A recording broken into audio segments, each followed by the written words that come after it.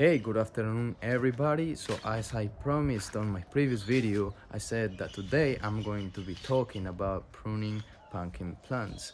I've been doing a bit of research on the web and I found some interesting information. So let's start with what I believe people it's pruning their pumpkin plants for. One of the main reasons I believe it's because people want to get bigger yield, so bigger pumpkins. So by trimming your pumpkin plant, you may be able to redirect all that energy onto those pumpkins to be able to grow as much as you can. Another reason is because of the management of space. So these plants can grow pretty large and you need to train them just in case you live in a place where it's too small and you don't have as much space in the garden, or even you have a lot of space but these plants can grow pretty big, so it can take over other plants or even take over the path. So I think that's the two main reasons why people is looking to prune their pumpkin plants. So let's go through a few scenarios. So let's say we are at the beginning of the season, just like I am right now. These plants they are just about to grow more. So it's just the beginning of it. I don't have any pumpkins at the moment. So what I want the plant is to focus on creating female flowers. So for example, here we got some female flower growing in there, but there is not too many of them, unfortunately. But there is plenty of male flowers.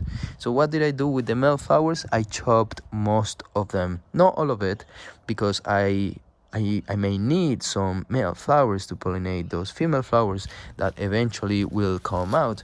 So as you can see, there is another female flower coming here, another female flower coming there. So it's plenty of them coming up. So I didn't eliminate all of the male flowers, just a few, just because the energy that this plant is using, it may be going towards creating and trying to keep alive these male flowers. So for me this makes sense. For me, removing these flowers is important, just to redirect that energy into those pumpkins. Let's go through another scenario.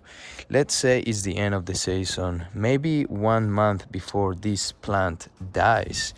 So how do we get a bigger yield? How do we get bigger pumpkins? And the secret for that is to chop all the ends of the plant at the end of the season. So if you think about it, this plant is using all this energy for new growth, for creating flowers, for creating male and female flowers. So at the end of the season, what you're gonna do is trim all the ends, all the new growth that you can see, like that one here. So again, this is just a scenario. We are pretending it's the end of the season. So I come here and I just simply chop that end, chop that end, and whatever ends you see of new growth, you chop it. So that plant can focus that energy onto the pumpkins that are already there, so they can mature as much as they can before the season finishes and the plant dies. Another thing that I want to mention about still pretending that we are in that end of the season scenario, it's male flowers. Male flowers can take energy. So also for the end of the season, if you have plenty of male flowers, just chop them. Not all of them, but well, actually all of them, because you don't need to pollinate any female flowers. So why would you need any male flowers? It's no reason. So by doing that, you can tell the plant to redirect all that energy onto the pumpkins.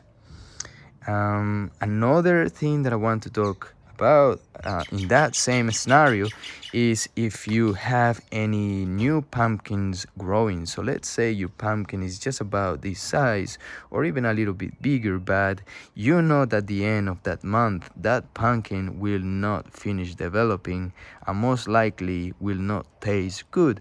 So what do you do with that pumpkin? You chop it, just because you don't want the plant using that energy into a pumpkin that you are not going to eat. It's no reason to leave that pumpkin attached to the plant at the end of the season. Okay, let's come back to the present with another scenario. The plant is growing a lot and you need to create a path for you to walk around and the pumpkin not being interrupting your walk, or just taking over the path. So what you're gonna do is chop the ends of it. Again, very simple. You simply come here but for this scenario we are going to do something different. For this scenario we are going to leave the little pumpkins that are trying to grow, just because they will eventually have enough time to grow.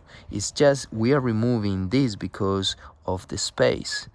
So in this case I want to use this space for this plant to grow. So I don't want this plant to keep on growing here, but I can see a little pumpkin coming in here. So I want that to stay there because there is potential of that becoming a bigger pumpkin.